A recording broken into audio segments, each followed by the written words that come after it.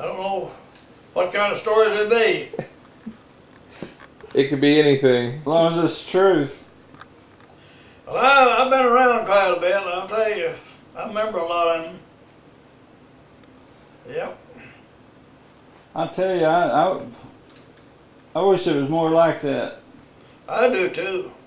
Them was good days. And, you know, we eat better back then than I eat now. We raised it, by the way. A lot healthier for you too back then. Oh yeah, we put out big truck passes for give people to starve to death. But you know, people back then to starve before they'd put out and try to dig for it. I don't understand that. I don't either. Menonal's there, they on starvation that time that we moved them in there by us. What 10 or 12? I think Lenny is the smallest of 12. Oh, she's a little bitty thing then. She's yeah. She's a little bitty tot. I think she told Ruth she's 86 or 7 now. Yeah. So you were like probably 5 or 6 when she was born. Well, I think I'm 10 years older than her. 10?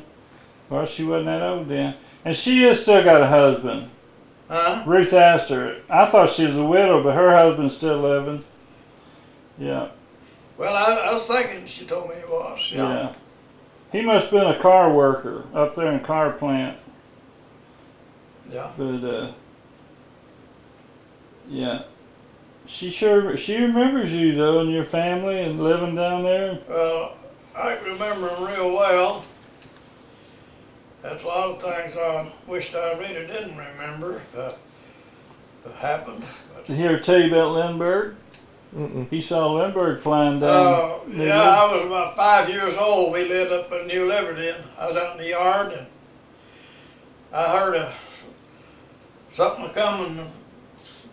I didn't know what it was. Never seen a plane before or heard one.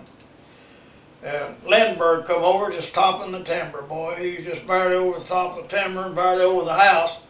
I could see he had a helmet on and buckled under his chin. I could see him just as plain sitting in there. I was 5 years old. That's the first plane I ever saw. David Glass that, got Walmart going. I had him in my arms the second day after he was born. He was born at home, head of Cook Holler. Back in there on the Forest Service, it was Moss Tie Company, I think, owned land, all that land in there then. Mm-hmm. And I went to the house the next day after he was born one night, and I carried him around the room in my arms. Next day? Next day after he was born. Yeah. David Glass. David Glass got Walmarts going, Right. Yep. And ain't nobody else done that out of the family. Me. Well, I guess not. No. Heck no. I may take, if we have time, I may take him up there and show him where that old CC camp and all that is. I got pictures, or Rita showed me a picture. He was born back toward Alton, down in the holler from there, it's about a mile down from CC camp. Her daddy was in that CC camp. He was an older man then, They had some older guys in that camp. Yeah. Wonder what they done, same as the young ones? Yeah. They just starved, didn't have no money. Yeah, Brady was in that CC camp. Yeah. Huh. They would teach you a trade and then send money back to your parents, right? Huh? They would teach you a trade and then send the money back to the parents? Yeah, very little money they drawed in the CCs. I got a call and I started cutting logs. I got me a job instead of going. I was going to be transferred out of there. They were going to move guys out of that CC camp, but I didn't want to leave Oregon County at the time. Yeah. And I told them, I said, well, I've got a job, and I'm turning it down. Yeah. I've got a list of the guys that were in that camp. in a book. Yeah. Tells Well, I know a lot of them. Some of them I know by name then. yeah. But And you know, a lot of them, most of them weren't from here. They were from oh yeah, they was New from York. other places. Up in the Northeast. They kindly went after the girls up at Winona too. Kind of squandered on weekends. So Yeah. guys didn't like it around, Mm-hmm. and but anyhow, they pretty well stayed at CC camp. Mm-hmm. They didn't. They started in swarming Winona, and they found out they couldn't do it. Mm-hmm. They found out there's some rough guys around Winona. Well, yeah, them old Yeah, Rutledges. yeah, they found out it was some rough guys around Winona. Yeah. They sure did. Bradshaws. They know to stand their place. Yeah. Yeah. Wasn't no black guys there, was there? No. I didn't never heard nobody say. Mm-mm. And I remember somebody was in charge up there. Was a supervisor from Alton, and I can't remember. Well, I'll have to dig that out. But I've been Joe Black. I was surprised. Joe Black was in with them too. Yeah. I probably know from Alton. I know who it was, but I can't think. Yeah. But I'll have to dig that out. Joe Black, he was in on that CC business. Did they help build 19 Yeah, at that time? yeah. They built all them roads you out to Camp 4 and the old tram, about all them trails through around over there. With the railroad back Yeah, in there? that road that goes off, comes down at New Liberty from the CC camp. Mm-hmm. They, Huh. yeah, the low water bridges. Yeah. Yeah. Huh. Yeah. Well, what about the one over there by the cemetery? Collin Springs. I guess that was already there though, There wasn't it? wasn't no bridge there. No, I mean that road we Oh crossed. yeah, that's the road. The road was there. Yeah, there was always no wagon That was road. already established road. See, you went on up the holler and come out to Dipsy Doodle up there. Yeah, 419 was built. yeah, yeah. Yeah. Huh, that's quite a deal. Yeah, that's where that Michael Little's, Charles Little's, he lives in California. He told me they live. Yeah, But it's back when I was a kid, it just wasn't no. It's just a horse trail wagon road down there, New Liberty over there. Yeah, 32 B model trucks come out, had duals on them, and never seen a dual wheel truck before on the roads. mm-hmm. Now they tore their tires up on the sidewalls. Had rocks in between them, and Yeah, but they tore them up on the outside, you know. yeah, roads so narrow. Uh-huh. And them old tires was, you could just see the fiber, they just tear big slabs off the sides. Then they go bad on them. Yeah, But Everett Ross and Bill Browse, they hauled on T-models. mm-hmm. This four-cylinder Chevrolet come out, they thought they had something. Yeah, They couldn't haul about 12, 15 tires on a T-model. yeah, About 8 or 10 79s made wagon. yeah. Uh, Well, that's a big load. For I seen ox teams go by, you know, the wagon. Guy walked along behind them there toward the front of the wagon, you know, drove them with a whip. Didn't use lines, you know, like a horse you would? like you do for a horse.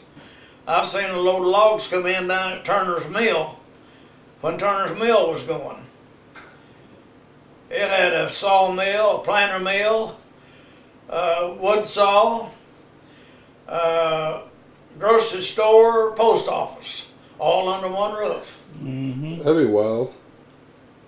And then had a school right down the river. Yeah, about a quarter of a mile in there. Surprise. I don't know if you've ever been there yet either. We Is that camped out building at still Turner's for standing? about a month. It's tore down, isn't it? Hmm? Is that building still standing? Oh yeah, it's still up. Yeah. I ain't been to it in a long time since Yeah. I left the wilderness. Yeah. Yeah. You know, you go down that road, and then there's a rock fence on the right, Yeah. and the old toilets It are was still. it was a log house there. Some of the Turners. Yep. On down, I believe. Might not have been it was a lot of houses up and down that doggone river. Yeah. Up at Mary Decker, it was a bunch of houses up there, Yeah. sitting up for them rocks. Mm-hmm. And it's up on the hill, steep hill. Hmm. Yeah. Oh, Lemmy Simpson up in there, where Lemmy Simpson. Yeah, Lynn Simpson. Yeah. Yeah, but right at Mary Decker though, it was still be houses up right in there, above the Sid Decker place. Mm-hmm. Hmm. I kind of wish it was still like that, Cecil. What I do too. See, I was a pretty good sized boy when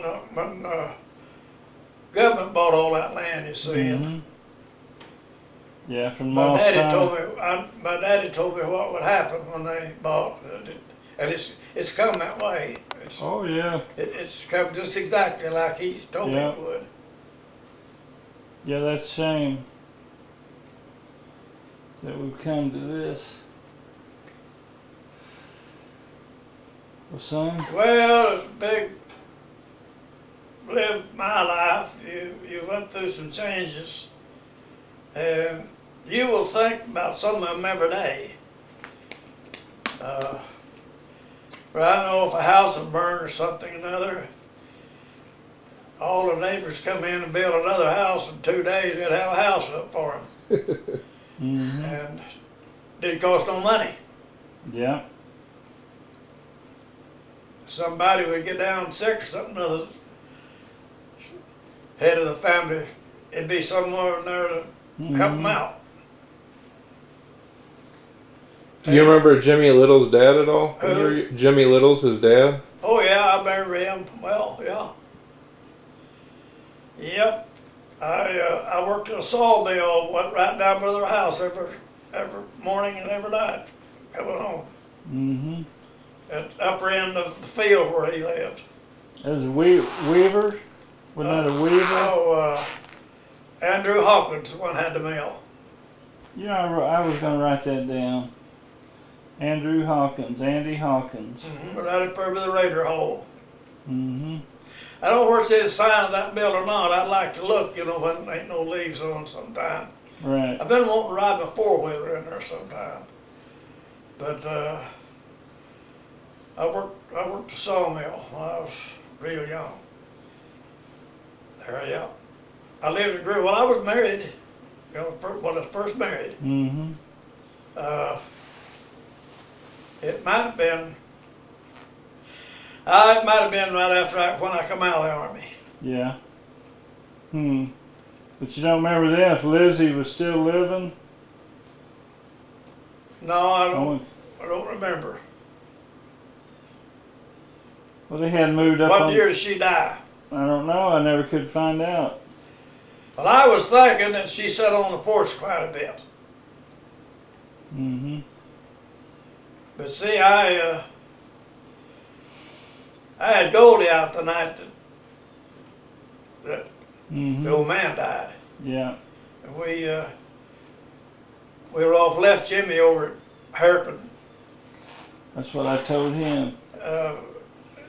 Being by the Weaver, I think he was broke, and I gave him a couple of dollars. And then you could buy beer I bought some 10-cent beer back then, but you could buy beer at 20 cents or a quarter.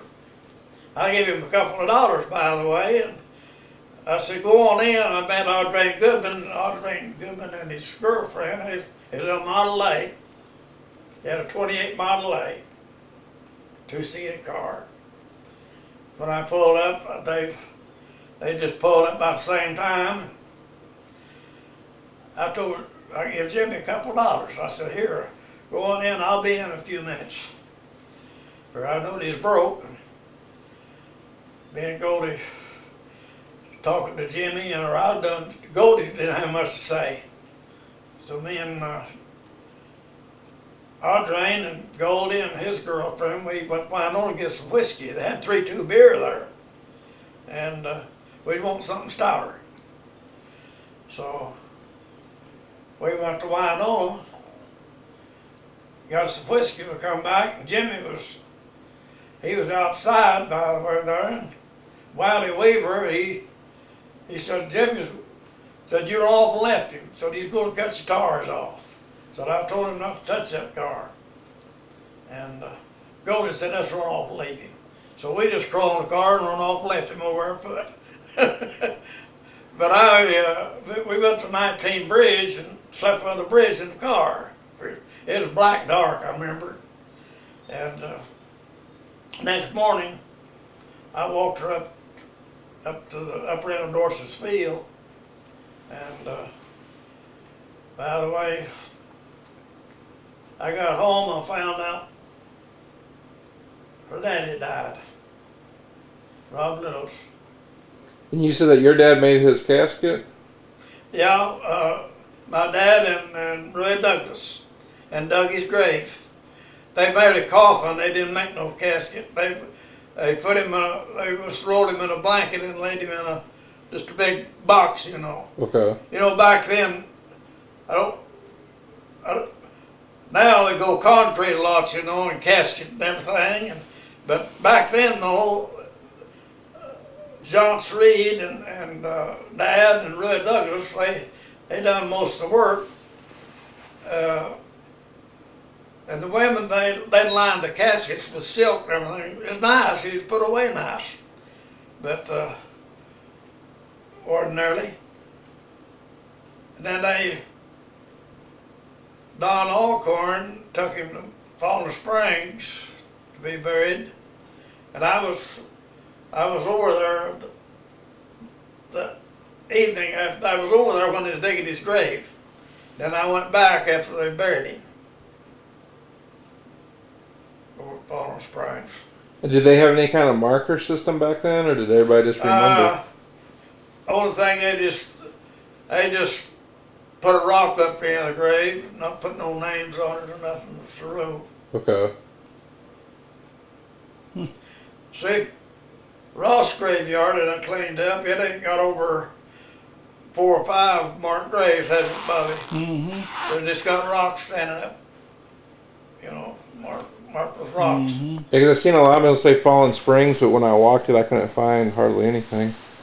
Well, they've got a lot the same way. Just, my niece and nephew got that graveyard cleaned up and keep it going real nice, you know. Yeah. And they put markers up on everybody that they know Where they were. find. And she's got a rod she drives down them old graves, Mm-hmm. and she knows when she hits the grave with them. She might punch them right in the face. She can't never tell with it. But I said, why you drive that through them? Well, I said, don't make any difference. Ain't nothing there. Little, maybe a bone, nothing there. But she knows, you know, when she hits where the casket was, Mm-hmm. where the box was. Yeah. And that's the way they find a grave. Well, I'd like to be there when she's doing that. I've got to get her. And that is all volunteer, you see. Mm-hmm. But she told me about a year ago that they had over $2,000, you know, that donated in. I know that one time I donated $60 one time, and I think $50 another time. Yeah. My dad and mother's buried there. No, they're buried at Winola. Mm-hmm. And my brother Bud, he's there, and I've got a brother buried there. They I put got a lot Clyde of and I got a lot of Salem. kin folks buried there. Yeah. No, Clyde ain't buried there. Yeah, he's up in Salem. Up in Salem. Yeah, that's what I thought. Yeah.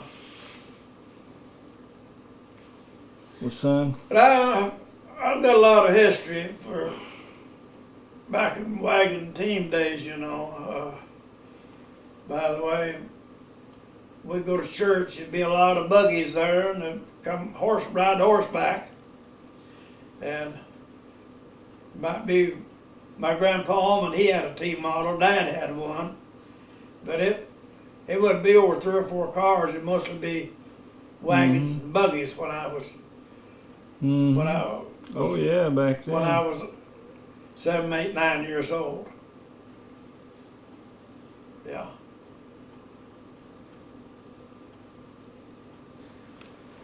But they had some of them roads built around off of the CC camp around 4 or 5 miles long. And I didn't even realize they was built till I happened to be squirrel hunting and hit one of them. Yeah. She's got